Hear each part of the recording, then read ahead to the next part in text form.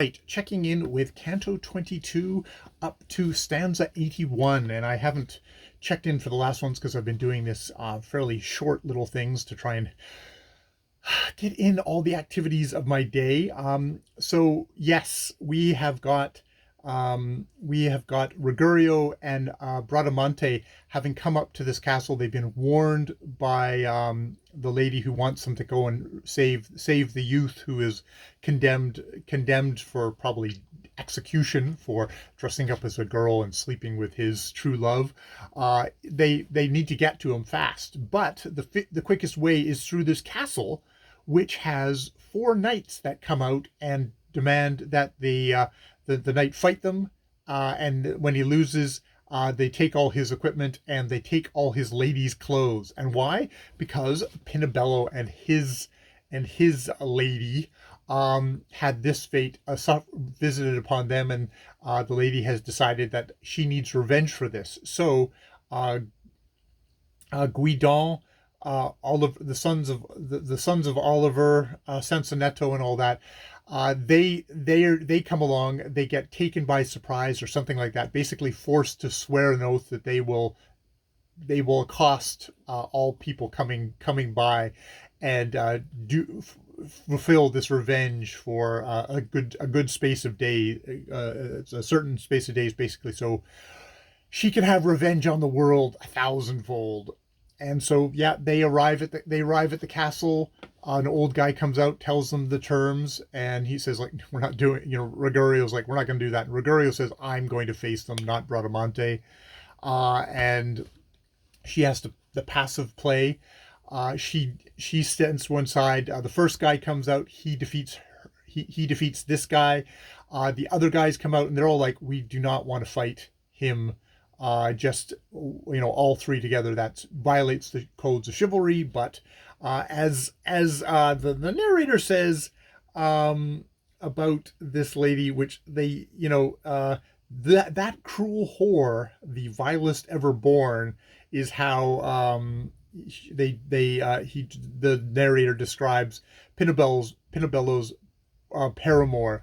So we have virtuous ladies, but we also have super evil ladies, and they get called all the nasty names in there. It's like, I do think this is definitely a heartily misogynistic world that we're in.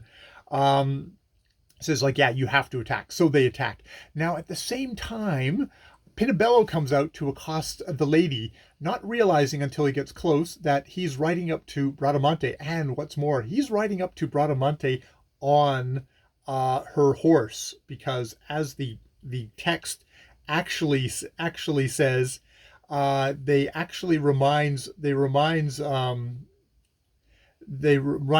it was 8 months precisely to the day since this true son of the Magazin line, while he and Bradamante made their way, as I've told you in this tale of mine, had thrown her down the cave where Merlin lay. The branch she clung to saved her by divine coincidence, and thinking she was dead and buried, had removed her thoroughbred. And as soon as Bradamante sees him, she draws a sword and charges, cuts off his retreat to the castle, and he takes off. He's like, the only way I'm going to survive is by running, and that's what he does. Yes, yeah. White as a sheet and terrified he spurs. The only hope he looks for is in flight, but his pace doesn't compare with hers, and presses behind without respite. Yet no one heeds it from the castle grounds, at which point we go back to the thing where, yes, the three knights, the three remaining knights, argue about having to attack it all once. Pinabello's paramour says, nope, I insist, you have to. And they attack. But Rigurio has the shield that Atlante has given him, which repulses is super strong, and is a magic shield which no human vision can endure its glow, to which Rigurio, as a last recourse in the most grievous peril, has recourse. So I don't know if he's actually used it or he will be using it now.